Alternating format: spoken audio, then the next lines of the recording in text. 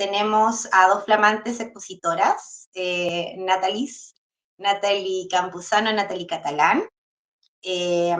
Así que, por favor, bueno, mi nombre es Andrea Muñoz, disculpe. Por favor, chiquillas, preséntense, Natalie Catalán y después Campuzano. Bueno, muchas gracias Andrea, muchas gracias por la invitación de participar en esto. Bueno, como ya vieron, mi nombre es Natalie Catalán, hoy día nos toca como una actividad como de Natalia al cuadrado en esto. Y bueno, yo como decía antes, como que agradezco harto el espacio de poder compartir de alguna manera algunas ideas. Tenemos un título que es súper grande, ¿cierto? Creo que acá quizá lo que podemos hacer es quizá mostrar cierto trabajo, hacer algunas propuestas, ¿cierto? Como algo que se pueden como dar de alguna manera algunas líneas o algo respecto de un tema que es tan desafiante y tan grande, ¿cierto? Que es como contener de alguna manera esta ola ultraderecha que sea sobre todo como robustecido, ¿cierto? Como durante el año 2024. Así que, bueno, mi nombre es Natalie Catalán, socióloga. Yo como profesionalmente trabajo como consultora senior de proyectos de género organizacionales. Así que justamente parte de lo que vamos a ver hoy día, también parte de algunas reflexiones que puedo ir haciendo en el marco de esta experiencia profesional. Así que eso, así que ahí le doy pase a Natalie. Sí, bueno, como es la jornada de Natis. Así que yo muy agradecida de la invitación. Bueno, mi nombre es Natalie Campuzano. Fui ex-core y también he militado hace mucho tiempo también desde el espacio feminista. Puedo decir que concluimos un trabajo llamado Ciudades con lente de mujer, en primera instancia Valparaíso con lente de mujer, y hoy día concluye en el libro Ciudades con lente de mujer, donde nos hemos dedicado, a raíz de mi experiencia como Consejo Regional, los instrumentos con la carencia de las políticas públicas con una perspectiva de género, ¿no? Con una perspectiva también con esos lentes que se invita a la sociedad a ponerse desde el punto de vista de las mujeres, y bueno, la idea es poder desarrollar ese trabajo en este espacio, obviamente conversando, y también, bueno, la idea es poder desarrollar esta idea conjuntamente para que estas ideas que están en este libro puedan ser incorporadas en la política pública. Así que desde ya agradecida por la invitación. Bueno, todas las personas que se conectaron nos saludan a través de mensaje. Muchas gracias por su participación. Y entonces comenzamos con Natalie Catalán. Ya, súper. Bueno, voy a compartir la pantalla entonces. Y ahí me cuentan si se ve. Yo entiendo que estoy presentando. Así. Sí, se ve súper. Súper, súper. Bueno, esto, como les contaba, bueno, nos toca, ¿cierto?, un tema que es que es un marco súper grande de alguna manera, que tiene que ver sobre los desafíos del feminismo, ¿cierto?, en el marco de esta ola como conservadora, ultraconservadora, ¿cierto? Y bueno, la verdad es que esto, lo que viene ahora son algunas propuestas o algunas líneas, como decía antes, de cosas que a mí me ha tocado ir viendo también como en el tiempo que llevo trabajando en esto de trabajar en género en organizaciones. En el tiempo que me ha tocado trabajar en esto, me ha tocado como llevar estos temas, ¿cierto?, como de aplicación de enfoque de género, feminismo, etcétera, en distintos espacios que además son bastante representativos como de la sociedad chilena, y también dan cuenta de esos nudos, ¿cierto?, estos nudos que existen para poder quizá avanzar o poder instalar quizá ciertas temáticas que son relevantes para poder avanzar en nuestros proyectos, como proyectos de visión de sociedad y también proyectos políticos. Este concepto, ¿cierto?, de batalla cultural, ¿cierto? Y ahí vamos a ir revisando algunas preguntas incómodas, de hecho, realmente van a ser algunas incómodas, así que ahí como que les preparo un poco.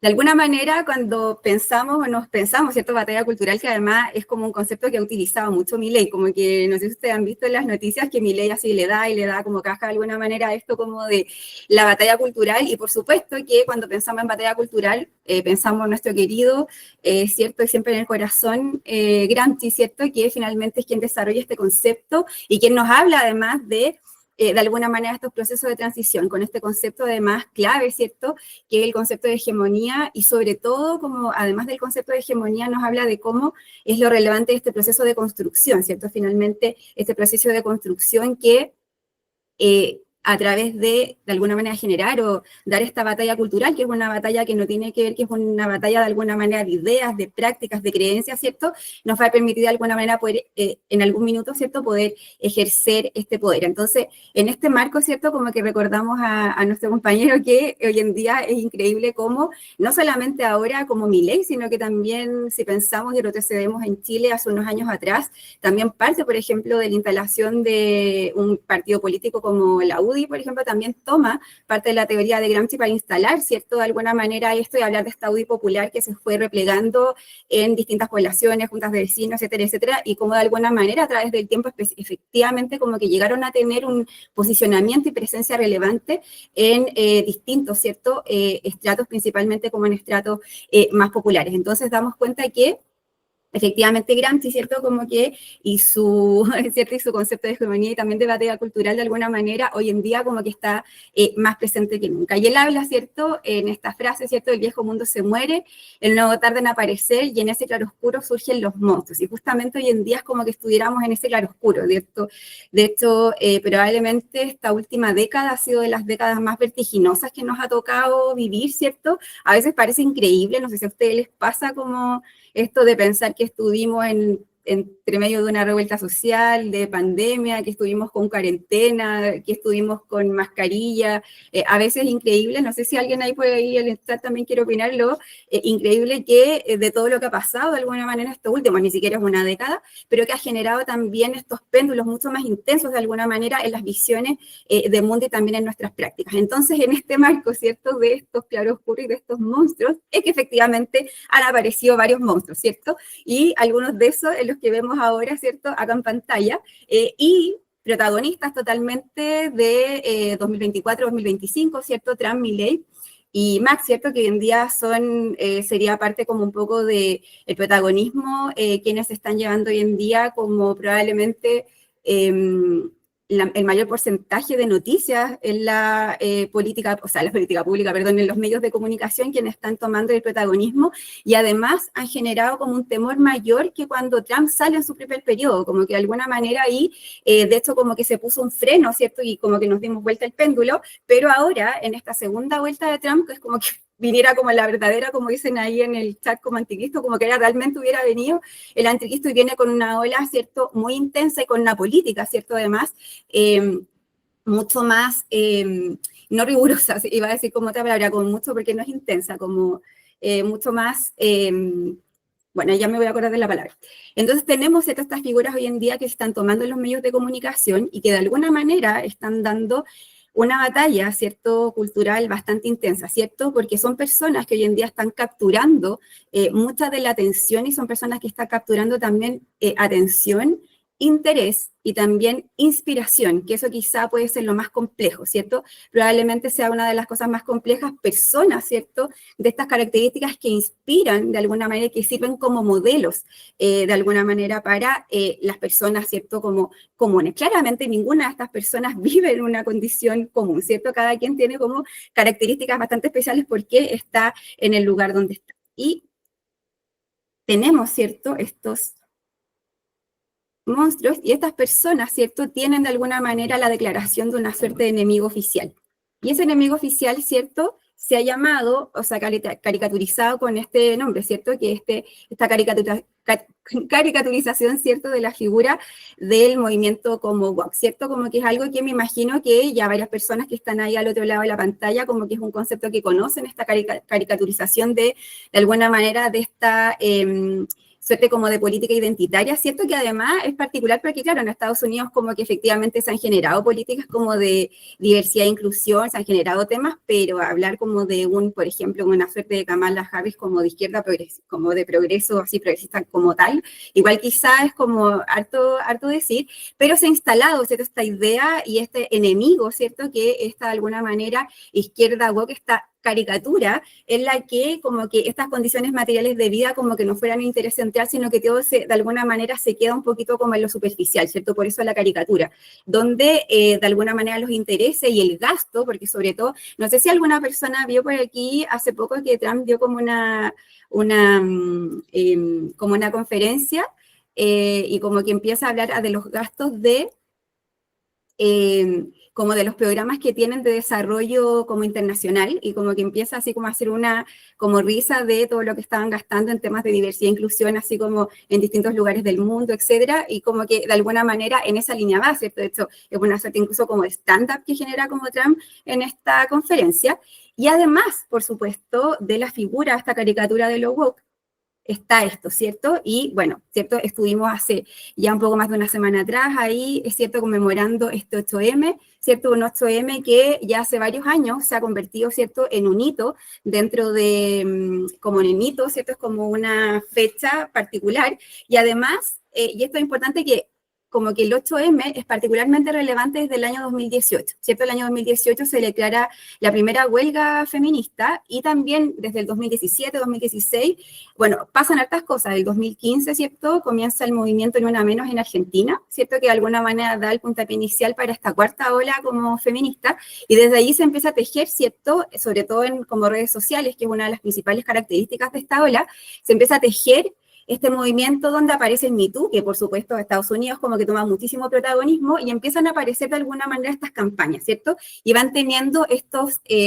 puntos como de intensidad y uno de ellos fue el 2018, que es cuando se genera la primera huelga feminista así como internacional, el 8M, y luego además, no sé si recuerda acá en Chile, el 2018 fue el Mayo Feminista, ¿alguien recuerda cuándo fue la toma de las universidades? Cuando comienzan estas denuncias a los rectores, como que todo esto de alguna manera ocurre ahí en el Mayo Feminista y comienza así como de alguna manera a tomarse, ¿cierto? Esto mucho más protagonismo socialmente. Además, ¿cierto? El año 2019, y eso es algo muy importante para Chile, ¿cierto? En el año 2019, en el marco de la conmemoración de la eliminación de todo tipo de violencia hacia la mujer, en el 2019, es que aparece, ¿cierto? Esta performance de las tesis, ¿cierto? Del violador eres tú, performance que empieza a dar un poco, que empieza a dar la vuelta al mundo y que también va dando cuenta de cómo mucho del movimiento de esta cuarta ola tiene mucho protagonismo acá en América Latina, ¿cierto? Como España, América Latina, y también como que se va entroncando con este movimiento del Me Too en Estados Unidos. Ahora, ¿qué pasa con este movimiento que ha tenido mucho protagonismo, ¿cierto? Ha tenido bastante como posicionamiento, pero a la vez que ha ocurrido esto, también ha ocurrido que genera, ¿cierto? O ha generado también resistencia. Y esa es parte de alguna forma de las preguntas que es importante que nos hagamos, ¿cierto? Tenemos un movimiento, ¿cierto?, que tiene protagonismo y es probable, ¿cierto?, que si hacemos un sondeo y preguntamos a las personas si están de acuerdo, por ejemplo, con temas de igualdad de género, la mayoría de la población esté de acuerdo. Probablemente uno de los temas más instalados socialmente hoy en día y que incluso son discursos que ha tomado, ¿cierto?, esta derecha, esta conservadora, tiene que ver con la posición y lo importante del liderazgo, por ejemplo, de mujeres. Entonces, hay incluso algunas temáticas que se han vuelto peligrosas porque también se han ido tomando desde la ultraderecha y han ocupado ese tipo de estrategias, ¿cierto?, para capturar de alguna manera ese público. Entonces, ahí es importante que nos preguntemos qué es lo que va generando esta resistencia y qué es lo que genera también que vayan tomando, fragmentando parte de este discurso, incluso para ocuparlo a favor, ¿cierto?, de estos movimientos o de esta ola un poco de ultraderecha. Entonces, ahí viene esta primera pregunta incómoda de ¿por qué genera resistencia él o los feminismos, ¿cierto? Y esto es importante hacer como la diferencia, porque las personas probablemente que conocen de teoría feminista, que han trabajado esto, siempre van a hablar de los feminismos, ¿cierto? Porque entienden que esto, hablamos de teorías y de movimientos que son heterogéneos, ¿cierto? Entonces como que podemos saber eso.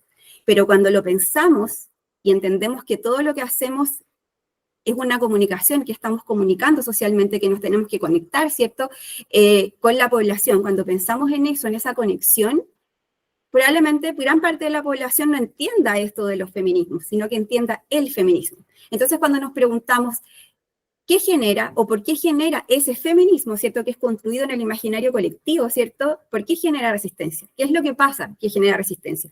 Y aquí les voy a contar un ejemplo, yo les contaba inicialmente que trabajo en estos proyectos de género en organizaciones, y hace unos años atrás,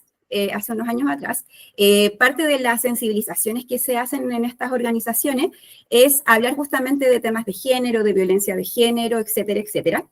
Y recuerdo muy bien que una compañera de trabajo empezó una capacitación de violencia de género, lo primero que dice al público es, hola, yo soy feminista. ¿Ustedes cómo creen que reacciona el público? Empresa, minera. ¿Cómo creen que reacciona el público cuando ella se para y dice, hola, soy feminista? ¿Sí, Carolina? Pésimo, horrible, totalmente en desacuerdo, porque la gente confunde que ser feminista, las mal llamadas feminazis. Exactamente, ¿cierto? Incredulidad, dicen ahí también en el público, como dices tú, pésimo, ¿cierto? Esto que es este concepto de feminazi que parte con un periodista estadounidense, ¿cierto? A principios de los 90, que empieza con esta idea como de comparar el feminismo con el nazismo, que por Dios que no tiene nada que ver. Y claro, como que efectivamente reaccionaron tan mal que las personas se pararon y se fueron.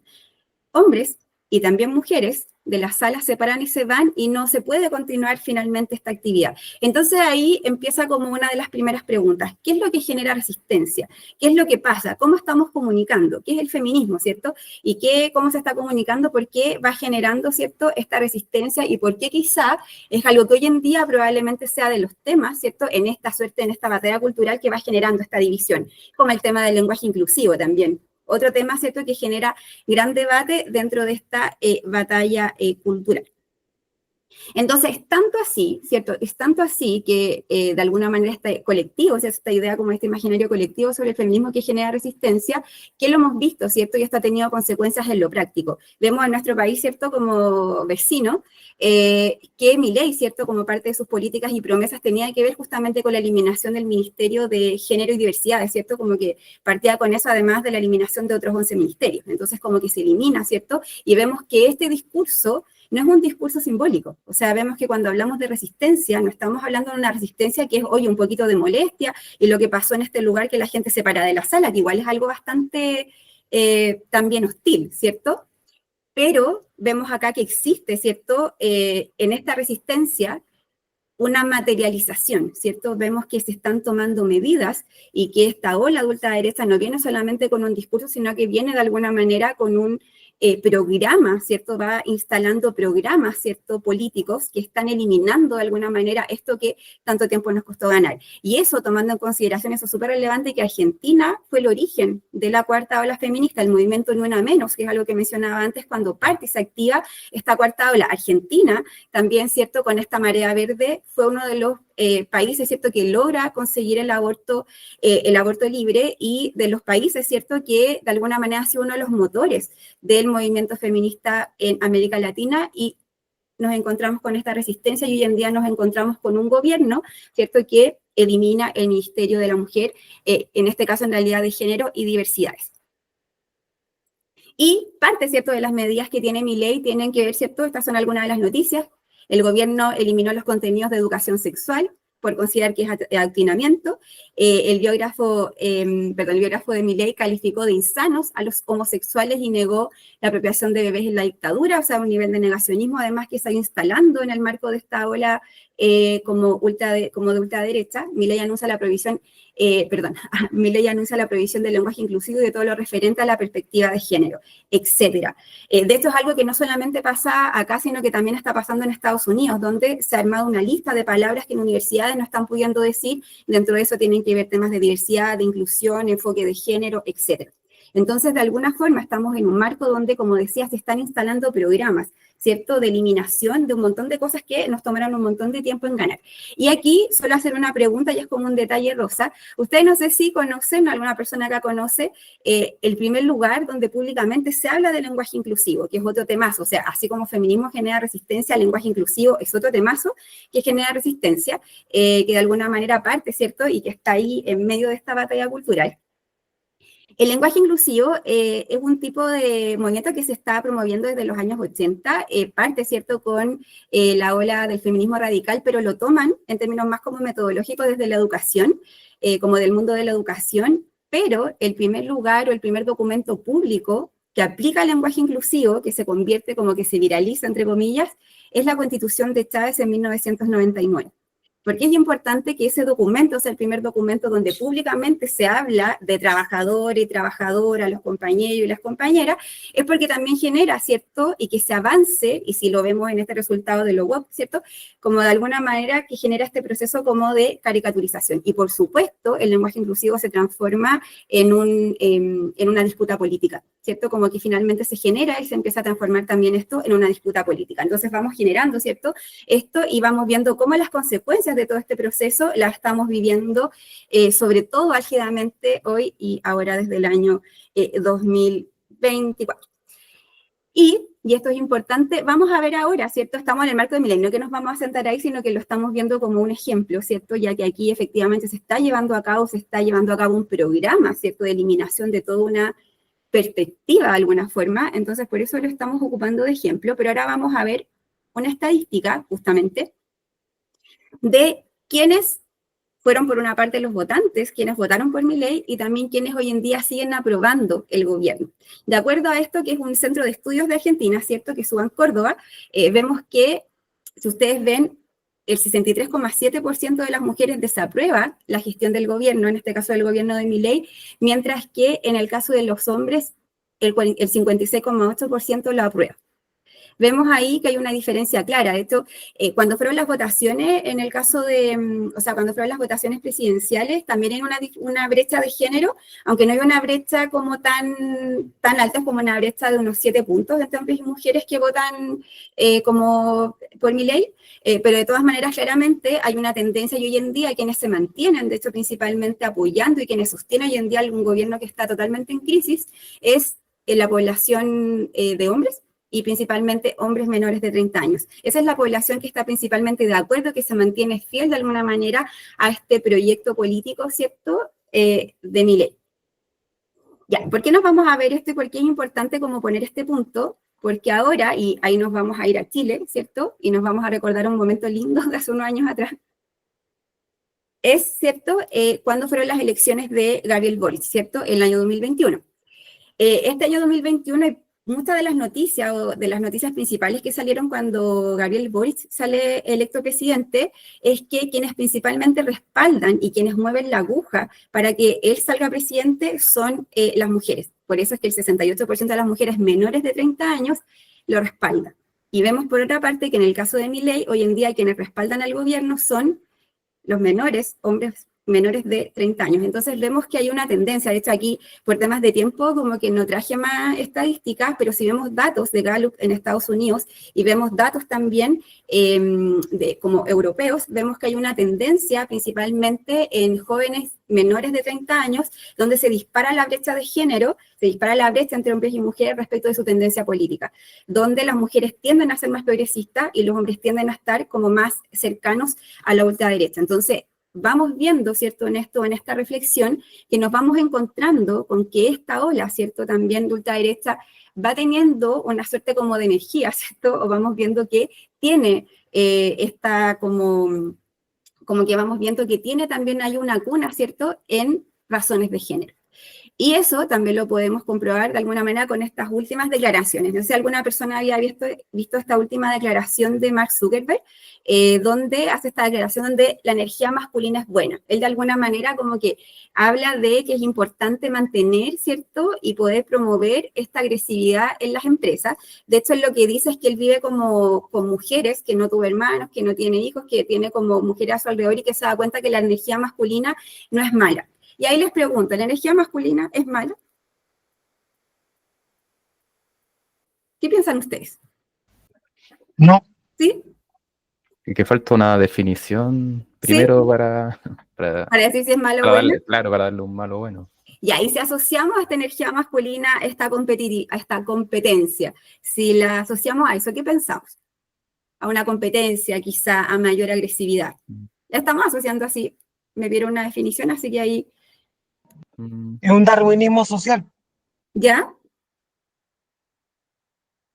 Entonces, si hay que dice, Matías dice que no, y eso podríamos decir a priori que es algo negativo, que es algo que estamos de acuerdo con Darwin o con Kropotkin, ¿con quién estamos de acuerdo? Yo creo que depende, porque aquí primero tenemos que hablar de qué piensan los hombres. Ujú, respecto al ser feminista, a la diversidad de género.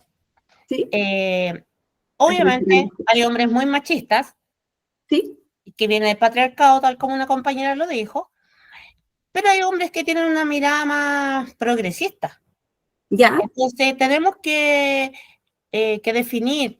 Yo creo que tanta agresividad no es buena, ujú, sino que tener un criterio más amplio y ver la realidad que no estamos en el siglo pasado y que ya las cosas no son como antes y que claramente es una realidad que las mujeres estamos más empoderadas, que las mujeres, si no queremos tener sexo, no tenemos, y así de simple.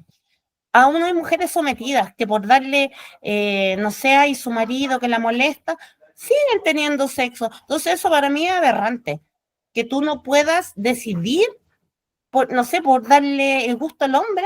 Entonces yo creo que es una forma de educar. Y yo creo que esto tiene que ver mucho Yo tengo un hijo varón y yo hablo mucho con él. Y yo creo que ahí está el tema, en la educación, porque los jóvenes son el futuro. Y si nosotros queremos un futuro en donde se reconozca la diversidad, se reconozca la mujer, se reconozca los derechos de la mujer, tenemos que formar niños, niñas.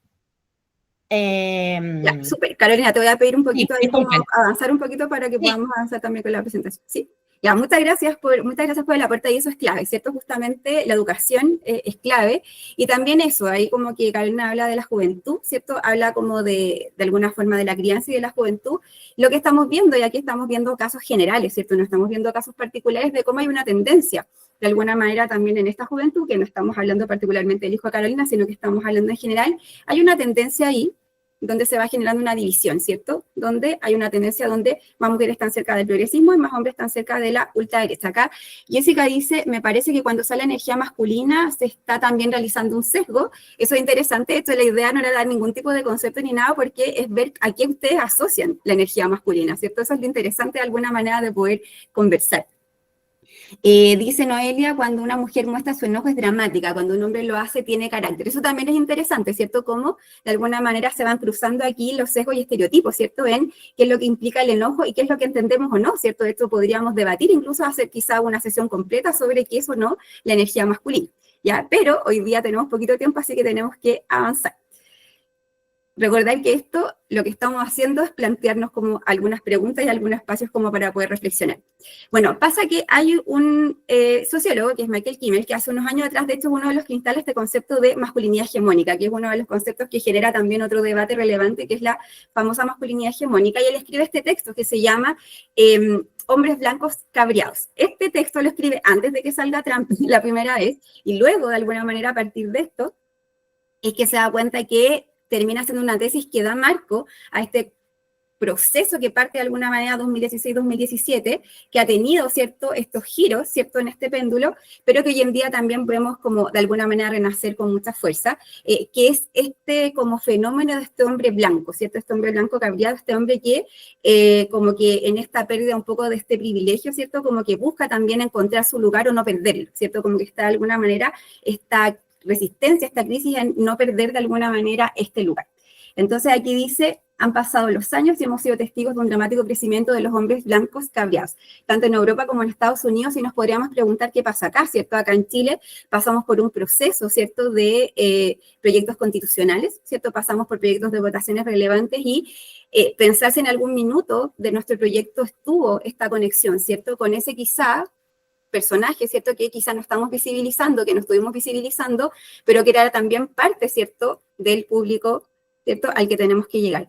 Y ahí viene una pregunta que es bastante incómoda, yo lo sé, esto es parte del título, es lo que veíamos al principio, que es, ¿tenemos algo para ofrecer a los hombres blancos cabreados, a estos hombres cabreados? Sé que muchas de las respuestas son incómodas porque es porque les tenemos que ofrecer algo, porque tenemos que hacer algo, porque tenemos que conectar ahí, pero desde el punto de vista también de proyecto, ¿cierto?, visión de sociedad y de proyecto político, ¿cierto? ¿Tenemos algo para ofrecer hoy en día? como que podemos ofrecer, tenemos algo tangible que ofrecer, y la respuesta no es necesariamente que no, ya recordar que ahora estamos haciendo preguntas abiertas, ¿cierto? Sino que es como la pregunta, no hemos hecho como claramente esa pregunta, estamos teniendo como, de alguna manera, algo que ofrecer a ese público, de alguna manera, de personas, como que es parte como de las preguntas que puede ser, o no, ¿cierto? Que sea importante que hagamos. ¿Por qué es importante hacerse esas preguntas? Porque hay un trabajo, de alguna manera, que se ha hecho, donde, por ejemplo, hay mujeres que efectivamente se han posicionado, ¿cierto? Tenemos a Weidel, a Le Pen, y a Meloni, ¿cierto? Meloni ahí con su Dios, Patria y Familia, ¿cierto? Que se han instalado, ¿cierto? Y de alguna manera han generado, ¿cierto? Esta de alguna manera como suerte de renovación, ¿cierto? Y más de mayor conexión que puede tener la ultraderecha conectándose incluso con demandas que venían más históricamente desde la izquierda y están ahí, ¿cierto? Y están ahí de alguna manera posicionándose y están ocupando estrategias para poder llegar a esos lugares. Entonces ahí la pregunta es, ¿cierto? Parte de las preguntas son, entonces, ¿qué no estamos haciendo? ¿Qué es lo que no estamos haciendo? ¿Qué es lo que está pasando? ¿Qué es lo que no estamos haciendo ahí? Porque ¿cuál es nuestro desafío? Nuestro desafío, ¿cierto?, es que se nos vienen unas próximas presidenciales, ¿cierto? Se nos vienen unas próximas votaciones y la pregunta es ¿a dónde, ¿cierto?, vamos a apuntar. ¿Tenemos estrategia? ¿Cuál es nuestra estrategia? ¿Qué es lo que estamos haciendo y qué es lo que no? ¿A dónde le estamos hablando? Le estamos hablando a nuestro público y a veces en las redes sociales, con estos sesgos, ¿cierto?, que tienen los algoritmos, no siempre entendemos que, ¿cierto?, estamos hablándole de repente a personas que piensan lo mismo. ¿Y cuál es el objetivo? ¿Seguir hablando a las personas que piensan igual a nosotras y a nosotros? ¿O estamos buscando poder llegar o entender quizá? Porque la pregunta es, ¿entendemos cuál es la necesidad quizá de esas personas que piensan distinto? ¿Dónde está el desafío ahí? Entonces, por una parte está esto, ¿cierto? Pero por otra parte, el peligro, yo diría, no sé si se ve la flechita que yo estoy aquí indicando, probablemente el peligro hoy en día, y se han visto las encuestas, el peligro está acá, ¿cierto? Tenemos acá un Johannes Kaiser que ha crecido exponencialmente en los últimos meses, y es una persona que está capturando justamente vamos a caricaturizarlo en esto de hombre blanco cabreado, ¿cierto? Quizá no es solamente el único público que encaja en esto, población que encaja ahí, pero es probablemente que algo pase ahí, y qué es lo que desde acá, ¿cierto?, de este lado, quizá estamos o no estamos haciendo, que quizás son las preguntas que nos podemos ir haciendo, ¿cierto?, para poder trabajar en esto. ¿Ya? Entonces aquí... Disculpa que te interrumpa, porque está súper estimulante y pedagógico lo que estás hablando, es obvio que da para mucho más, pero tenemos que cortar a las 19:45. Pero está buenísimo, está buenísimo. Bueno, entonces sí tenemos que cortar porque de hecho como que sí, yo como que en el entusiasmo me entusiasmé mucho con la presentación, entonces bueno, venía una parte que era para hacer un ejercicio, así que probablemente no alcancemos a hacerlo, así que bueno, vamos a dejar unas preguntas, solamente quizá voy a dejar una pregunta abierta de algo que quizá no pudimos conversar acá todavía, o me voy a adelantar, voy a adelantarme rápidamente, Andrea, para hablar de un tema, porque venía así un pequeño ejercicio, pero no importa. Bueno, esto tiene que ver con esta noticia, ¿cierto?, de la tasa de fecundidad más baja, ¿cierto?, que acaba de salir, ¿cierto?, y tiene que ver con estos conceptos, y solamente me quería detener acá, porque hoy en día estamos como en una suerte de crisis, ¿cierto? Y una de las primeras crisis de lo que se conoce como pacto de género fue entre los años 60 y los 80. Y quería enganchar de alguna manera esto que mencionaba antes, que esta noticia, ¿cierto?, de la baja tasa de natalidad. Primero, no sé si ustedes sabían que en el mundo no se pide como una tasa, entre comillas, de natalidad de los hombres. No existe, no tenemos estadísticas que midan esto, no existe. No existen estadísticas que midan esto, y además pasa que, bueno, los años 60 en Chile, cuando teníamos este marco de familia tradicional, teníamos una tasa de natalidad de 6 hijas por mujer, y eso va bajando, y quería como comentar algo que me parece interesante como dato, que en Chile la pastilla anticonceptiva se convierte en política pública el año 67. Eso se convierte en política pública por un objetivo, ¿cierto?, que se empieza a entregar en los consultorios, con este objetivo de que Chile se convierta en un país desarrollado, ¿cierto?, por este plan, ¿cierto?, esta alianza para el progreso, y para que Chile avance, estaba esta idea de que los países tenían que tener menos cantidad de personas por familia. Entonces viene este control de natalidad más intenso, y que de alguna manera se aplica a través de la política pública con la pastilla anticonceptiva, y eso baja la tasa de natalidad como de manera exponencial. ¿Qué es lo complejo de esto? Es que baja la tasa de natalidad y se genera esta crisis de pacto de género, que tiene que ver con el proceso de desintegración, ¿cierto?, de del estado de bienestar con el ingreso del neoliberalismo, globalización de la economía, por supuesto, el movimiento feminista on fire en los años 70 y 80, pero pasa que esto se cruza, ¿cierto? Y quizá uno de los temas más relevantes aquí tiene que ver con el cruce del neoliberalismo. Entonces, ¿cómo esta crisis del pacto de género, el ingreso de las mujeres al mundo laboral se cruza con el neoliberalismo y cómo? Y esa es una pregunta que dejo ahora para poder cerrar y que quizá después podemos volver a conversar, es cómo salimos, y lo digo también como proyecto político, lo digo yo en este caso también como yo militante, cómo desde nuestro proyecto político salimos de nuestra propia individualidad.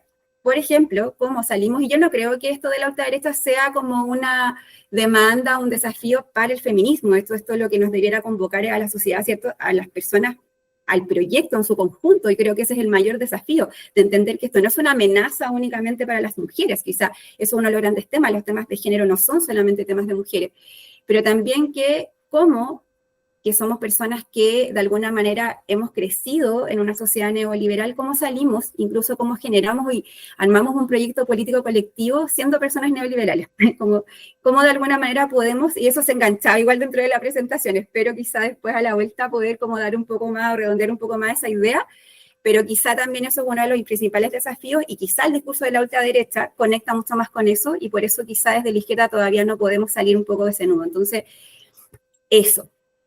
Hasta ahí entonces, y luego ahí podemos conversar en la siguiente parte. Muchas gracias. Mire, vamos a hacer las preguntas cuando termine Natalie Campuzano, que ahora le vamos a dar paso ahí a la compañera. Muchas gracias, Natalie Catalán, te pasaste, de verdad que está muy interesante, pero los tiempos son acotados. Así que, Natalie Campuzano, por favor, puede comenzar. Hola a todos. O sea, hola a todas y a todos. Muy interesante lo que planteaba la Nati Catalán. Creo que estuvo muy bien que comenzara porque creo que da también cabida a lo que, un poco el trabajo que vengo a comentarle a ustedes, que tiene que ver cómo, yo partiría como, voy a seguir la línea un poco de la Nati, ¿no? Esta resistencia que se tiene, ¿no? Como al hablar desde el rol del feminismo, ¿no? En la política y también como acotarla solamente a la figura woke, ¿no? Creo que ha pasado mucho y eso genera que se caricaturice. Y creo que ahí también tiene que haber un esfuerzo de poder también tener la capacidad de poder ser estratégicos de cómo también convocar a esas mayorías, a esas mujeres, y no solamente a las mujeres, sino que a la sociedad en su conjunto, para que adhieran a la causa, ¿no? En materia de avanzar en derecho para las mujeres, que si las mujeres tienen más derecho, ¿no? La sociedad es mucho más armónica. Y así hago la bajada en razón al trabajo que realizamos nosotros en Valparaíso, que tenía su nombre, Valparaíso con lentes de mujer, y luego Ciudades con lentes de mujer, porque bueno, mi trabajo como ex consejera regional ha sido siempre, porque soy nacida y criada en Valparaíso, y luego también entrando al Consejo Regional nos dimos cuenta que efectivamente los temas que desde alguna perspectiva, desde el análisis propio, de demandas muy importantes en materia de derechos para las mujeres, también tenía su cabida, ¿no? En este caso en los espacios de los gobiernos locales o subnacionales, ¿no? Que son los gobiernos regionales. Y eso hacía que cuando tú pensabas un instrumento sin una perspectiva de género, ¿no? O sin esa visión de mejorar en materia de derechos cotidianos de las mujeres, claramente la política pública no era eficaz ni eficiente, porque dejaba a un lado, ¿no? Un 50% de la población que no había sido partícipe del análisis ni tampoco había sido partícipe de la incorporación de la política pública. Por tanto, la planificación de la ciudad no se hizo, ¿no? Pensando en las mujeres, y eso hace que no tengamos una ciudad armónica y que las mujeres constantemente tengan que estar adecuándose a una ciudad que es bastante incómoda en razón a lo que socialmente no han instalado, ¿no? Por ejemplo, materias de cuidado, que sin duda es una carga para las mujeres, también obviamente hay un porcentaje que lo están realizando en día varones, pero en su mayoría lo realizan mujeres, y también con la precariedad propia de lo que significa ser mujer en términos de clase, ¿no? Que ahí lo explicaba, lo decía de forma bastante interesante y también profunda la Nati, pero claramente eso generaba la calidad de vida de las mujeres es muy distinta a lo que se entiende para los varones, dado que desde el origen de la planificación de la ciudad ha sido principalmente pensada en las lógicas de cómo se mueven los varones, ¿no? En razón a también cómo se le ha dado un rol en la sociedad. Y esto parte no solamente en Valparaíso o en Chile, que ahí centramos nuestro trabajo, sino que desde la colonización, ¿no? Las formas que tienen la ciudad europea y particularmente la española, son también reflejos de lo que pasa en nuestra ciudad, ¿no? El asentamiento propio que se da en determinadas como ciudades, desde la principal ruta siendo de la casa al trabajo y del trabajo a la casa, ¿no? Incorporando, en este caso, ninguna otra ruta que fuera en materia de cuidado. Y eso hace que hoy día estemos hablando de que hoy las ciudades y los instrumentos de las ciudades, es decir, los planes reguladores, las políticas de incorporación en materia de desarrollo social, desarrollo productivo, ¿no? Entre otras que se ven dentro de los espacios de los gobiernos subnacionales, son bastante alejadas del rol que el rol que hoy día las mujeres también se está incorporando, ¿no? Tanto del trabajo asalariado, como también que está, de alguna otra manera, yo creo que todos conocemos, o nosotras mismas, somos aquellas que tenemos dos tipos de trabajo, ¿no? El trabajo doméstico, y por otro lado el trabajo remunerado, ¿no? Incorporando, y a eso también el capitalismo ha sido muy estratégico en poder adecuarse a los tiempos. Yo siempre voy a recordar este video de Ripley, de la tienda Ripley, donde sale una canción de Beyoncé, y es como las mujeres al poder, 50% de descuento, ¿no? Y ese 50% de descuento, claro, puede llamar la atención publicitariamente, pero Ripley es una de las cadenas que no tienen salas de cuna, ¿no? Y que ha habido una lucha importante por parte de las trabajadoras en ese espacio, en esa materia. Por tanto, también vemos que esto de hoy día, de que el capitalismo se adecúa también a las demandas, y tenemos que ser nosotros lo suficientemente estratégicos para poder aprovechar ese escenario, pero a la vez también de una perspectiva ideológica, ¿no? Una perspectiva que efectivamente pueda tener sentido para el horizonte de sociedad que queremos, ¿no? Que sea una sociedad justa, equitativa entre todos y todas. Dicho eso, nosotros, a raíz de este análisis que veíamos, que recién se estaban abriendo debates interesantes en nuestro país, recordar que el Ministerio de la Mujer es una institución bastante nueva, ¿no? Y también, ¿por qué no decirlo?, con características que, si bien nuestra ministra ha tenido un rol fundamental, pero una institución que tampoco es de primera línea, ¿no? Que dentro de los ministerios no es la principal. Y después vamos a los espacios regionales, las seremías de la mujer tampoco tienen grandes facultades para poder incidir en la planificación o en la política propia, política pública, ¿no? En la implementación de, en este caso, de las regiones. Y nos dimos cuenta que era necesario también generar esos análisis un poco de carácter local para poder llegar con un discurso que sí le hiciera sentido de forma inmediata, de forma que se viera la mujer ejemplificada en este desarrollo del trabajo en el cotidiano. Y el cotidiano es que todos nos levantamos, o todas nos levantamos, y tenemos una rutina. Y los números indican que las mujeres son las principales que tienen una rutina bastante agitada en la ciudad. ¿Por qué? Porque ahí ya ya adelantaba un poco lo que voy a decir ahora, pero la rutina de la mujer parte, en su mayoría hoy, ¿no? 2025, se levanta, va a dejar a los niños o niñas al jardín, colegio, luego va a su trabajo remunerado, y después de eso tiene que ir a buscar al niño o la niña, y lo más probable es que también exista que esté cuidando a alguna persona mayor, que esté en una situación de alguna enfermedad, etc. Por tanto, tenemos en ese día de esa mujer, tenemos varias situaciones que son de bastante alteración, ¿no? O sea, decir, de mucha agitación que afecta su calidad de vida y que cumple un rol fundamental en el motor de una familia. Pero los servicios que se ofrecen en las ciudades son de una calidad que la minimiza, y por lo demás también que no están acordes a esas necesidades para esas personas que son cuidadas. El ejemplo para nosotros, el que vimos en Valparaíso, es que el principal hospital, por ejemplo, el Hospital Carlos Van Buren, no está muy alejado el transporte de la avenida principal, o sea, es decir, la avenida principal que es Pedro Montt. Esto pasa en todas las ciudades, por eso le llamamos ciudades con lente de mujer. Yo quiero que se sientan, estos ejemplos los llevemos a los lugares donde ustedes habitan. La principal avenida es Pedro Montt, pero el hospital principal está 4 cuadras más allá. O sea, y si uno identifica y ve el paradero, principalmente son mujeres las que están en el paradero utilizando el transporte público. O sea, es decir, también evaluamos y podemos observar que las mujeres tienen menos patrimonio para tener mejor calidad de vida en ese movimiento de la ciudad, utilizan más el transporte público y a la vez también desembolsan mayor presupuesto en el transporte público que los varones. Esto, por si acaso, es algo que lo estoy diciendo de forma bastante reducida, pero de todas maneras está en este libro que le anuncié al principio, Ciudades con lente de mujer, donde están los números, la estadística, etcétera.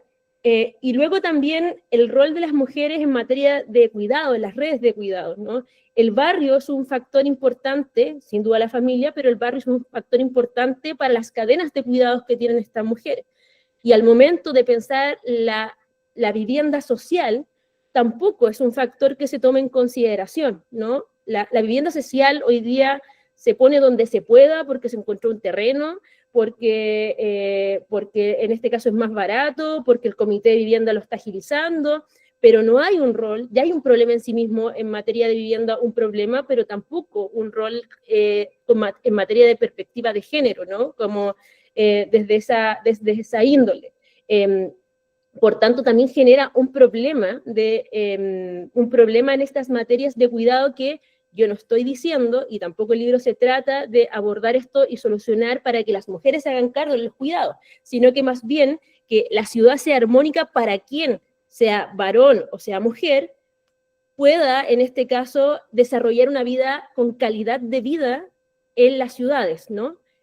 Y lo mismo sucede en otros aspectos, ¿no? En materia de seguridad, estoy abordando los puntos que se dan en el libro en materia de seguridad, donde la noche, nuestra ciudad, la ciudad de Valparaíso, una ciudad bastante que tiene un sello de bohemia, ¿no?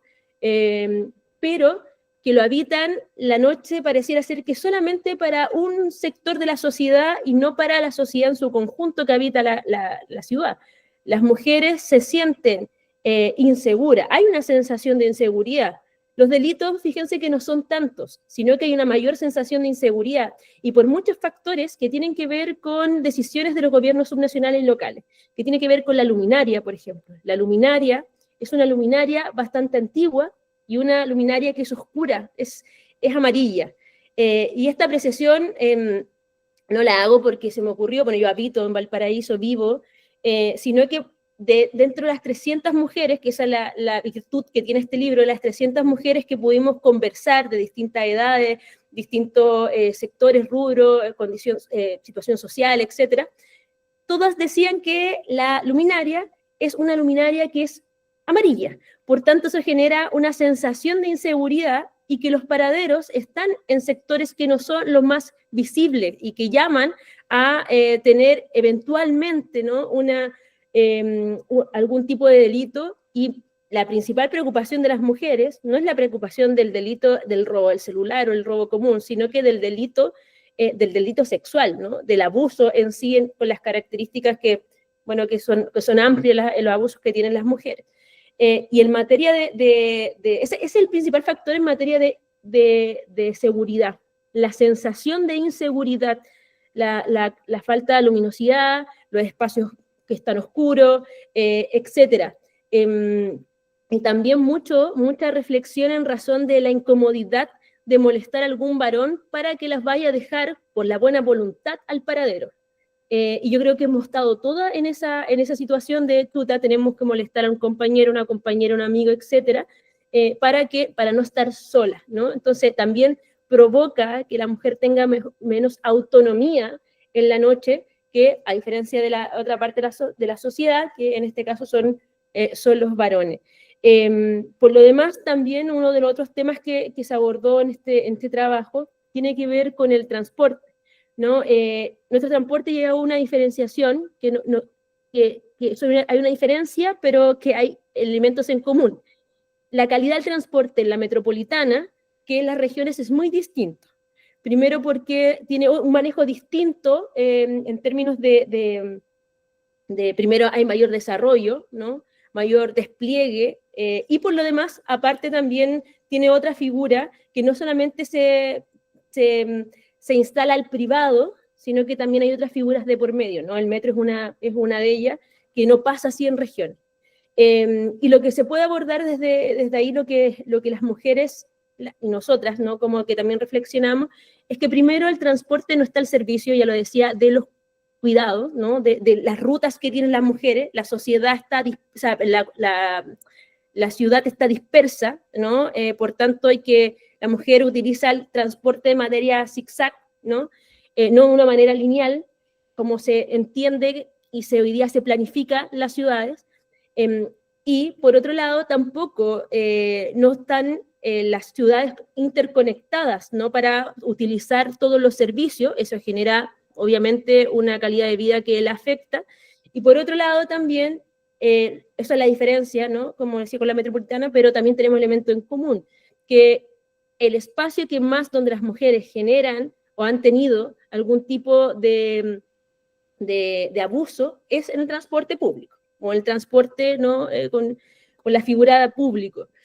Y ellas indicaban varios elementos que son interesantes. Primero, desde la infraestructura, perdón, del transporte, o sea, de la micro, o sea, así como el tamaño, las dimensiones, los espacios, que ellas, y yo también, porque también hemos sido parte también de ese tipo de problemática acá en la ciudad, tienen mucho miedo de estar, sobre todo las mujeres más jóvenes, de estar en espacios donde esté apretado el servicio público, ¿no? Porque ahí se generan principalmente las acciones que ya sabemos, las acciones delictuales. Y eso hace que también las mujeres más grandes, en el mismo escenario del transporte público, naturalmente estamos todas más ojo de que a la cabra más joven no le vaya a pasar lo que eventualmente nos pasó cuando teníamos esa determinada edad.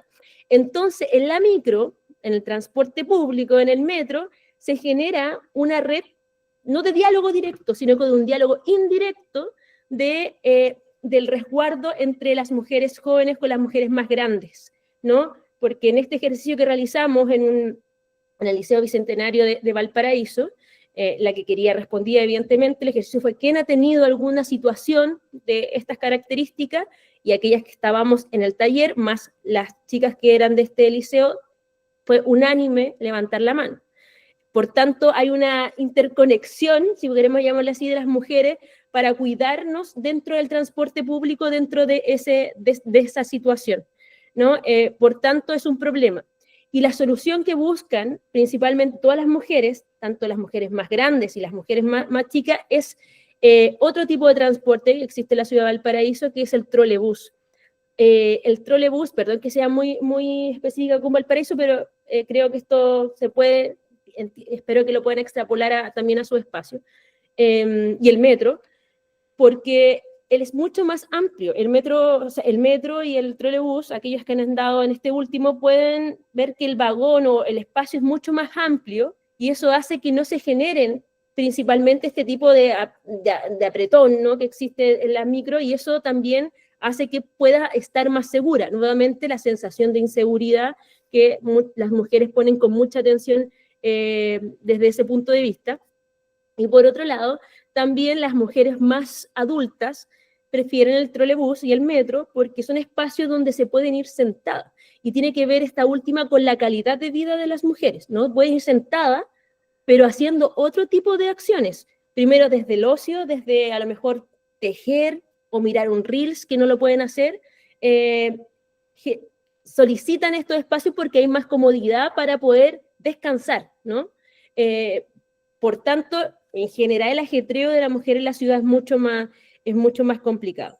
En conclusión de todo este análisis que pudimos sacar, entendimos que sí es necesario tener políticas públicas eficaces y eficientes con ese 50% de la población, que son las mujeres, que somos nosotras, que no han estado incorporados estos instrumentos, porque si nos vamos a la historia de los instrumentos de planificación que existen hoy día en los municipios y los gobiernos regionales, estamos hablando de 1960. Y ahí la Nati Catalán recién decía que en 1960 la pastilla anticonceptiva era una política pública, o sea, menos iba a ser una política pública, en este caso planificar la ciudad o el espacio común que tenemos toda y toda en materia de género.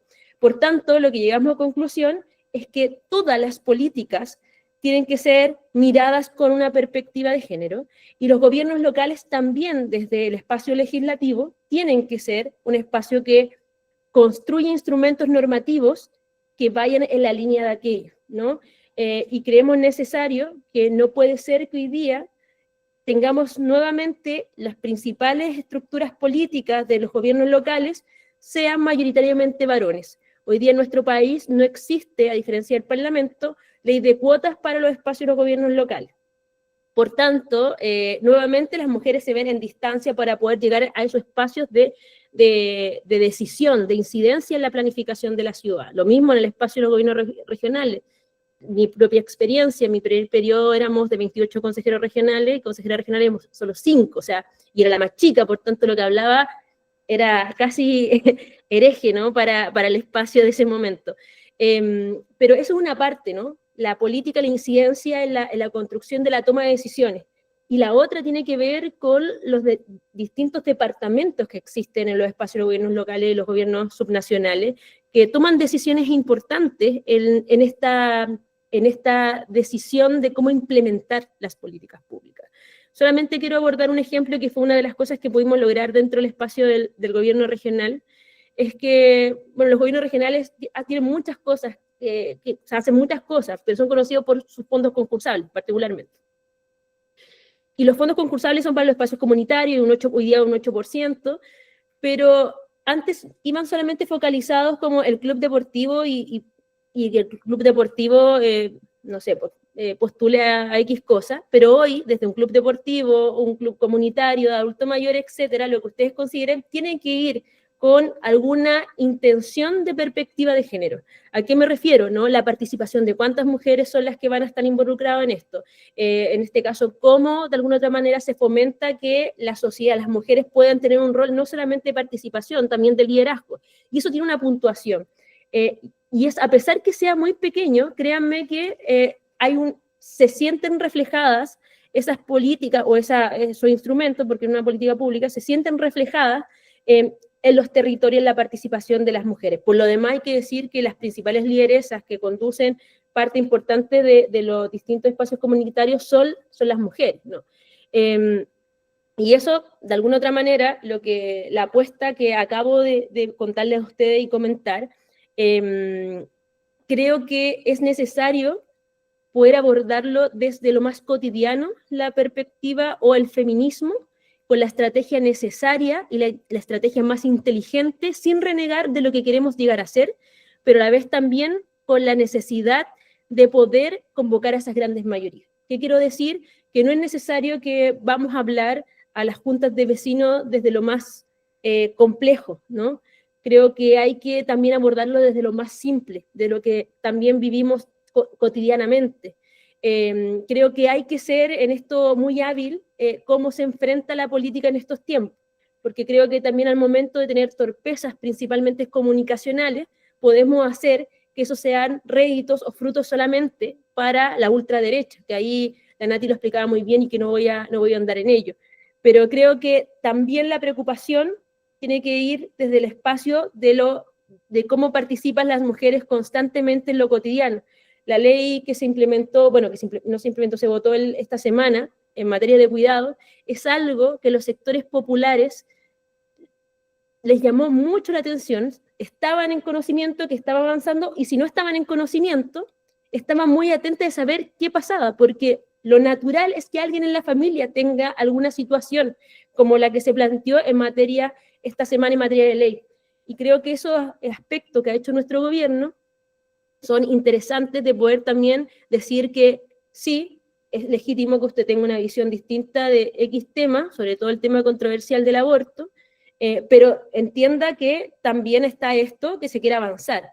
Y yo creo que podemos jugar un poco con eso, jugar me refiero de buena forma, para poder también instalar de a poco en algunos sectores que efectivamente podemos avanzar en estas materias sin desconocer la otra. Yo no creo que haya que, en este caso, tomar una y soltar la otra.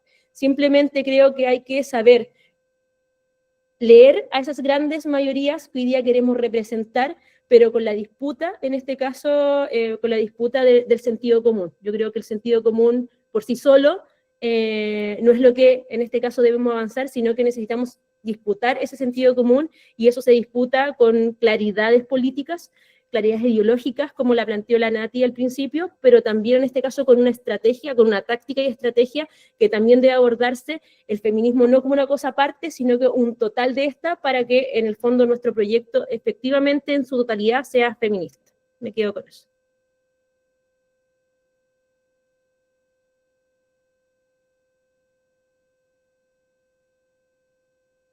Muchas gracias, Natalie, te pasaste. Oye, qué entretenido escucharla, chiquillas, se pasaron. Podríamos estar aquí horas. Bueno, ahora damos paso a las preguntas, los comentarios, así que ahí ordenadito. ¿Quién quiere decir algo, preguntarle a las chiquillas? Carolina. Bueno, súper buena la charla, excelente estos espacios, y hay que trabajar desde los territorios para organizarnos. Eso. Muchas gracias. Gracias a ti. Natalie, Campuzano. Sí, no le iba a poner un corazón, pero le puse la mano, perdón. Ya. Bueno, Alicia nos dice, las dos Natalie estuvieron magistrales. Natalie Catalán. Sí, mira, yo como que solo quería agregar una cosita como que tiene que ver justamente con el tema de la ciudad, la infraestructura, y que de alguna manera engancha como las dos presentaciones, como de alguna manera el cierre con lo neoliberal, porque quizá algunas personas están acá como que han escuchado de la Operación Confraternidad, que es una operación que se desarrolla en dictadura, que es una operación que lo que hace es fragmentar las ciudades, principalmente se hace en la región metropolitana, pero se hace también en otras regiones, y que genera además, y por eso convierte a Santiago en una ciudad neoliberal, porque genera cierta esta estratificación social, de alguna manera, de Santiago, que genera estas distancias. Y justamente también parte de ese diseño, de alguna manera, que tenía de convertir a la ciudad en esta ciudad como neoliberal, también tiene esta afectación de género. De hecho, antes había unos decretos como respecto de los accidentes de trabajo, los accidentes de trayecto, como que hubo un tema como accidente de trayecto que antes no consideraba, por ejemplo, o sea, es como un ejemplo, ya si una persona tiene hijos, hijas, y ya un padre, por ejemplo, si va a dejar a su hijo al colegio y después se va al trabajo, eso se entendía como un accidente de trayecto, desde que sale de su casa hasta que llegaba al colegio. En el caso de una mujer, como está instalada la creencia de que es su responsabilidad social o cultural, ¿cierto?, llevar al hijo o hija al colegio, si tiene un accidente desde su casa hasta el colegio, no se considera como un accidente de trayecto laboral, solo desde el colegio hasta el trabajo. Eso es algo que ahora se cambió, pero esto se cambió hace muy, muy poco, y que tiene que ver con todo lo que mencionaba Natalie antes, en el fondo, con cómo se piensa la ciudad. Y hay un libro que se llama La mujer invisible, que de alguna manera también como que da cuenta como de eso, como toda la ciudad, los ascensores, los aire acondicionados, etcétera, están no hechos para de alguna manera para que lo ocupen mujeres. Entonces, eso como que cuando hablaba me acordaba como de esta operación, porque de alguna manera justamente le da marco a esta ciudad tan poco amigable que es en general para las mujeres, principalmente madres. Mira, Juliana aquí comenta, justo una de las expositoras, Tamara Seifer, menciona que el feminismo no está externalizado a la lucha de clases, sino que es parte de ella y que busca al mismo tiempo el mejoramiento material de la familia y sus diferentes formas de ella, es decir, mejores condiciones para la clase trabajadora. Bueno, aquí felicitaciones para las dos Natalie, temas sobre la natalidad que habló Nati, saludos desde el sur también, desde Colectivo, y Jessica, por favor. Sí, ¿me escuchan? Y después Juan José. Sí, hola. Bueno, yo estoy acá en Puerto Williams. Acá tenemos, bueno, quería preguntar a cualquiera de las dos, a Natalie Catalán o Natalie Campuzano.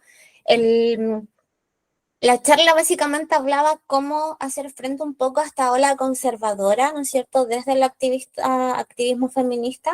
Yo soy activista feminista en un territorio muy complejo.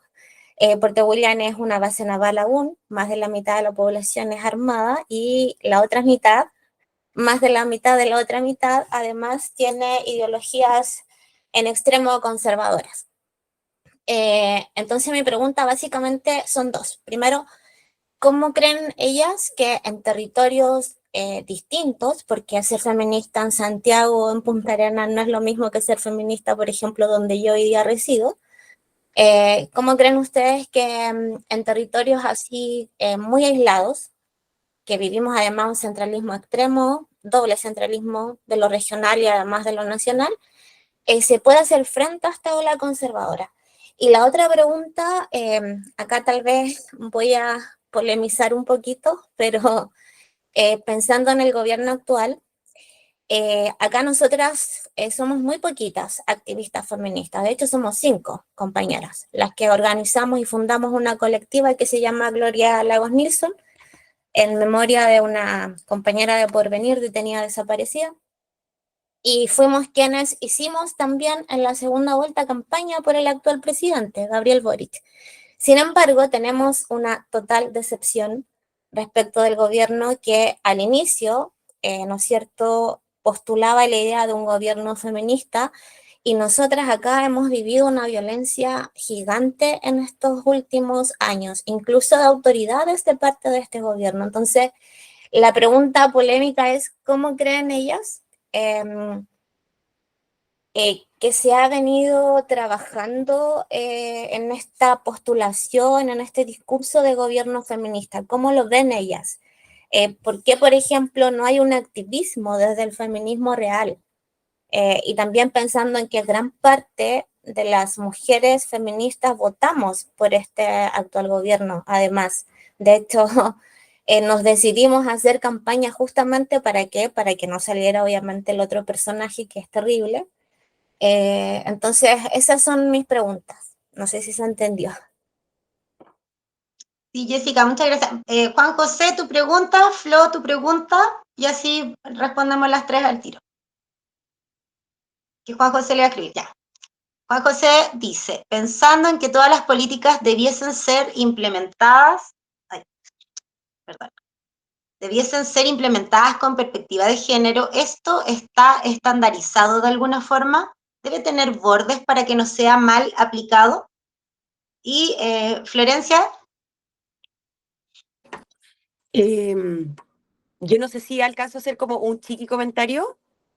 Es que no tenía una pregunta. Pensé que Más que también una se podía pregunta o comentario. Ya, dale. Más que una pregunta, tengo un comentario. Acotadito, No, acotadito. no quiero ser latera. Solo decir que muchas gracias por el espacio, compañeras Natalis. Muy rico verte, Nati, después de tanto tiempo. Quiero comentar que pienso que respecto a las estrategias para feministas para hacer frente al conservadurismo, es importante que no nos creamos esta idea de que nuestras ideas, valga la redundancia, son de nicho. Es decir, no nos podemos seguir creyendo que, por ejemplo, las políticas LGBTIQA+, las políticas feministas, migrantes, entre otras, son políticas de nicho, y lo digo principalmente, por ejemplo, por este proyecto de ley anti-voto migrante, ¿cierto? Eso creo que es una expresión clarísima de cómo nosotros mismos como sector de izquierda, más que progresista de izquierda, nos estamos comprando la idea de que esto es woke, ¿cierto? A eso me refiero con de nicho, que es una batalla identitaria y que básicamente casi que se condice con el individualismo puro y duro al cual nos oponemos, ¿cierto?, desde una perspectiva izquierda. Entonces, yo pienso, compañeras y compañeros, que es importante reapropiarnos de la idea de nuestras luchas identitarias, pero también mirar alguna suerte de piedra angular o algo que entrelace esas luchas, para de cierta forma como tener una respuesta quizás como más estructuralista, ¿cierto? De cuál es la base del problema. Y ahí yo creo que el feminismo tiene mucho que decir, por ejemplo, respecto a la crisis de los cuidados. Quizá esa puede ser una respuesta como la piedra angular que une a todas estas batallas, son quizás los cuidados en un sentido muy amplio, ¿cierto? O puede ser quizás también la precariedad. No sé, en verdad no tengo la respuesta, por eso decía que era un comentario, tampoco es una pregunta, pero dejo la provocación para que nosotros mismos como sector nos dejemos de comprar esta tontera de que somos woke, de que el feminismo es woke, porque lamentablemente lo he escuchado caleta el último tiempo de gente del partido, casi que como una burla, y si nosotros no empezamos a creer esa crítica que nos están proponiendo desde las derechas, ¿cierto? Y que es una crítica antigua que viene de la época de Martin Luther King, entonces estamos cagados. Perdónenme la expresión, no se me ocurre otra palabra, pero estamos fritos y fritas. Porque ellos lo que quieren es que nosotros estemos con nuestras luchas de manera individual y desatomizada y cada uno por su lado, y creo que efectivamente las luchas, los movimientos sociales o luchas identitarias, como uno les quiera llamar, y con esto termino, al final lo que nos hacen es, frente a esa atomización terrible que dejaron las dictaduras en Latinoamérica, nos invitan a a juntarnos con, por ejemplo, las personas que tienen TEA, o las madres cuidadoras de niñas con TEA, o las personas migrantes, etcétera, etcétera, etcétera. Así que eso, yo creo que la estrategia es la unión siempre y disputar esta idea del wokismo y buscar un horizonte común. Ya, entonces sería, ¿cómo se puede adaptar el feminismo a distintos territorios? ¿Cuál es su juicio respecto al accionar del gobierno actual, autoproclamado gobierno feminista? ¿Existe algún estándar respecto a una política pública feminista? ¿Cómo responderían a la sensación de que el movimiento feminista chileno está secuestrado por partidos políticos? Oscar, no sé si tienes tu pregunta para ya dar paso a que respondan las natis. No, no sé, no aparece. Ya, chiquillas. Esa era la última ya. Ya, ahora sí, chiquillas, pueden contestar.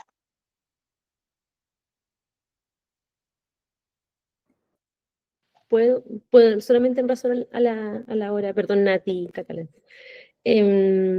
Parto de lo último, como que si el espacio feminista, o no, el mundo feminista o los movimientos feministas están cooptados con los partidos, yo soy una mujer de partido.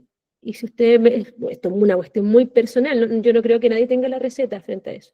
Yo creo que la división de los partidos, los antepartidos, primero es una discusión igual de harto tiempo, ¿no? Que se dio en su momento, sobre todo en el proceso de la recuperación de la democracia, pero yo creo que el feminismo tiene que estar inserto dentro de los partidos hoy día que son parte de la izquierda y del progresismo.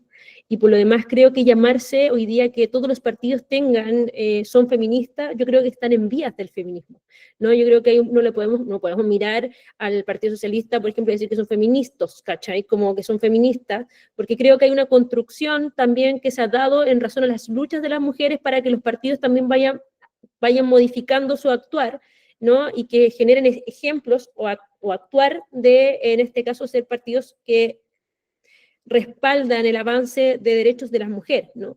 Y por lo mismo el Frente Amplio. El Frente Amplio yo creo que está en vías, está en construcción, ¿no? Que a lo mejor estamos más comprometidos es una cosa, pero que hoy día tengamos a los 100% los militantes, hombres y mujeres y demás, creo que también es un error como decir que todos son o están en aquello, ¿no? Yo me hago responsable de lo que estoy diciendo, porque creo que también es arrogante decir que somos todos feministas o etcétera, todas feministas. Creo que hay un proceso también y que dentro del partido también ha ido evolucionando también la apuesta que se dan dentro de esa discusión. En razón al tema de si comparto primero también cariños para ti, Flo, compañera de muchos años en la militancia. Creo que comparto, yo creo que en ningún caso hay que caer en esta discusión que trata de instalar la derecha que el Frente Amplio es woke, ¿no? El Frente Amplio lo que ha hecho en este gobierno particularmente es tomar la agenda de las grandes mayorías que no es woke. Por ejemplo, en materia de cuidado, ¿no? Lo que se ha visto en materia de cuidado hay un número importante de mujeres que tienen un rol de cuidadoras, particularmente que afecta a las mujeres. Por tanto, creo que eso está lejos de ser woke, ¿no? Lo mismo en materia del sueldo mínimo, ¿no? Está lejos de ser woke. Las 40 horas está lejos de ser woke. No, yo creo que hay una visión ideológica que de alguna otra manera, con todas las dificultades que se tiene dentro de las correlaciones de fuerza dentro del gobierno, se ha podido avanzar.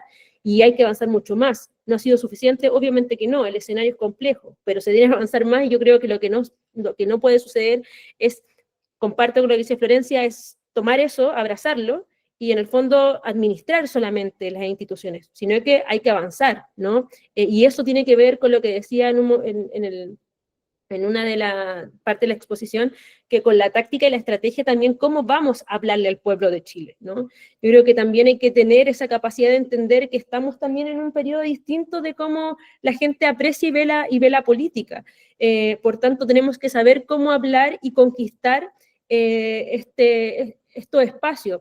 Lo que pasó en el 2011 con la gratuidad es un claro ejemplo de que se tuvo que generar un gran trabajo para que desde los espacios populares, las personas mayores, etcétera, pudiesen adherir al movimiento estudiantil. Lo mismo pasa al 2018, 2017, 2018 con los grandes movimientos feministas, donde las calles de todo Chile y el mundo estaban llenísimas, ¿no? Pero eso hubo también una comunicación que se dio desde los espacios más pequeños hasta los espacios más masivos, y que luego, y lo que decía, también con mucho ojo, porque el capitalismo también ahí hace lo suyo para entrar y de alguna otra manera capturar parte del trabajo que se está desarrollando desde el aspecto feminista.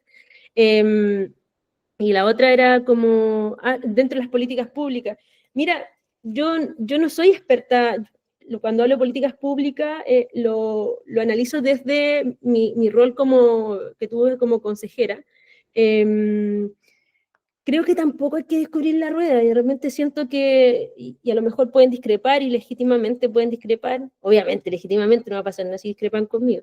Creo que realmente, como le damos muchas vueltas a algo, y es tan simple que las mujeres participen en la discusión de la implementación de esa política pública, que aquella que esté liderando el proyecto o la implementación de lo que se puede implementar en una ciudad, en una región, tenga participación de un número equitativo o liderado por mujeres.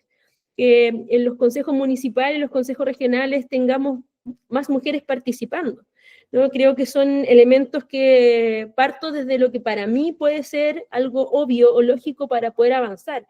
Evidentemente creo que también tienen que haber herramientas que son propias, ¿no?, de las ciencias administrativas, de cómo se puede administrar un país, o la modernización también del aparato estatal. Pero sin duda creo que un espacio abandonado para poder generar las transformaciones necesarias para que las mujeres avancen en su calidad de vida, en lo cotidiano, y también en derechos, porque recordad, también estamos hablando en derechos, ¿no?, de habitar la ciudad de la misma forma como la habitan los varones, de una forma armónica. Creo que es un tema que la sociedad está al debe con los espacios regionales, con los espacios comunales, pero también nosotros, que somos hoy día, estamos militando o siendo parte de las izquierdas. Y me pasa mucho que los temas locales o de descentralización, y con esto termino, muchas veces los aspectos más creativos, muchas veces vemos a los alcaldes o liderazgos varones, ¿no?, presentando propuestas de modificación, de transformación en los gobiernos locales, y creo que algo que nuestro espacio debe poner en valor, ¿no? La construcción cotidiana del día a día que se da en estos espacios regionales, que también hay una disputa, como decían ahí algunos, de clase. Sin duda hay una disputa de clase, y no tomar en consideración estos aspectos dentro del horizonte que queremos como sociedad también tiene que ver con un aspecto de clase que se puede dar dentro de nuestra misma discusión entre los partidos. Pero creo que sin duda tiene que ser algo que se plantee como también un objetivo dentro de los espacios feministas, tanto movimientos o militantes, ¿no? Yo creo que al final las fuerzas que se requieren para poder generar las grandes transformaciones que se dan, al final tienen que ir con una sola bandera que en este caso convoque a esas mayorías para que estén detrás también de lo que nosotros queremos transformar, ¿no? Y que le haga sentido a ella, y que efectivamente adhieran a esta militancia desde el feminismo. Gracias, Natalie Campuzano. Natalie Catalán, ¿quieres agregar algo? Sí, tengo como un baile de ideas en la cabeza, porque por las preguntas y también por lo que iba diciendo Natalia, como que también me va haciendo pensar muchas cosas. Voy a tratar de ir en orden y a ver si es que me puedo acercar en el fondo a poder complementar o dar alguna respuesta. Primero, ¿cómo se puede adaptar el feminismo a distintos territorios? Bueno, hablábamos y dentro de la presentación aparecía esto de los feminismos. El feminismo radical tiene como su eslogan, premisa o etcétera, como esto de lo personal es lo político, y parte de alguna manera adaptar eso a la realidad, ¿cierto?, de local de cada mujer, es parte, ¿cierto?, era parte como de ese desafío, ¿cierto?, que un desafío que ya lleva décadas. Creo que particularmente tú como estás en un espacio, porque decías de este colectivo de 5 mujeres, que primero, felicitaciones, creo que eso ya, el que se hayan reunido en un espacio tan complejo, ¿cierto? Ya como comenzar a tener presencia es muy importante, pero sobre todo, y ahí pienso como en los desafíos de poder levantar esa realidad, como que se hablaba como de los desafíos, perdón, como de zonas urbanas, pero probablemente los desafíos que hay o la realidad es que finalmente es importante, creo que en eso también hay como un poco conjugando, complementando lo que decía Natalie, es como el tema de cómo conectar y cómo a las personas, cómo conectar con la experiencia de las personas. Entonces, pienso que quizá a la inversa, cuando estamos desde el llevar un movimiento, un colectivo, el activismo, es cómo hacemos que las personas conecten con eso, o cómo conecten con esa demanda de alguna manera. Podemos buscar vías institucionales, vías de medios de comunicación, a través de qué medio vamos a buscar que las personas sintonicen, conecten, conozcan, visibilicen, ¿cierto? Puedan como llegar a conocer nuestra realidad, y ahí hay distintas vías, ¿cierto? Que puede ser, y me imagino que ahí es que va como un poco de la mano con la siguiente pregunta, de el votar, por ejemplo, por alguien, o conversar con gobiernos locales también, tiene que ver justamente con eso, con cómo a partir de un colectivo, movimiento, experiencia, etcétera, que se convierte en colectiva, cómo hacemos puentes con, en este caso, a través de una votación, ¿cierto?, con un proyecto de país, gobierno, etcétera. Y ahí, mira, yo igual soy un poco más crítica, no sé si, creo que sí soy un poco más crítica, estoy de acuerdo con Natalia en que esto de que quizá el nombrarse como gobierno feminista quizá es algo, porque ¿qué es ser feminista? Si nos preguntamos, porque yo creo que primero nos tenemos que preguntar qué implica ser feminista, y qué implica, por ejemplo, qué buscamos con la igualdad de género. Buscamos igualdad en participación laboral, buscamos igualdad en salario. En Chile tenemos un 23,3% de brecha salarial todavía, tenemos una brecha de participación laboral de 19%, el uso del tiempo, trabajo no remunerado de 2 horas, como que se mantienen brechas de alguna manera a nivel nacional. Quizá ahí la más cultural, de alguna manera en lo práctico cotidiano, puede ser como la del uso del tiempo, ¿cierto? Con la última encuesta del uso del tiempo. Pero es como, creo que ahí la pregunta es importante. ¿Qué era ser gobierno feminista? ¿Era tener como un gabinete paritario? ¿Qué es? Entonces creo que ahí como que hay una pregunta, no sé si me hace dando o no, o sea, digo que la responsabilidad es parte de quienes somos del partido y quienes somos de alguna manera parte de quien, yo particularmente no formo parte del gobierno en términos como de ningún cargo, pero como quienes de alguna manera estamos en ese proyecto político, qué es y cuáles son quizá unos desafíos para un próximo gobierno feminista. Creo que la pregunta es como saber qué es algo estadístico, es una práctica. Y enganchándolo un poco con la presentación anterior y también con lo que decía Natalie, está esto de, y esa pregunta me la hago yo también, es como, tenemos compañeros que son parte del partido y probablemente hay compañeros que tampoco, o están ahí quizá en duda, ¿cierto? O quizá tampoco, no sé si no están a favor del movimiento feminista, pero tampoco saben de qué se trata tanto.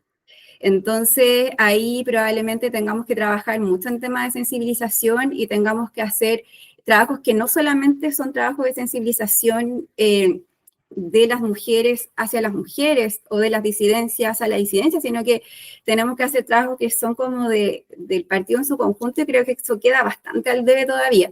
Todavía no sé si hemos tenido esa conversación, y creo que ahí, al menos para mí, esto es muy a título personal, no representando a nadie. Yo creo que eso es algo que sería relevante poder hacer, porque creo que es algo que todavía ni siquiera como que se hace tanto.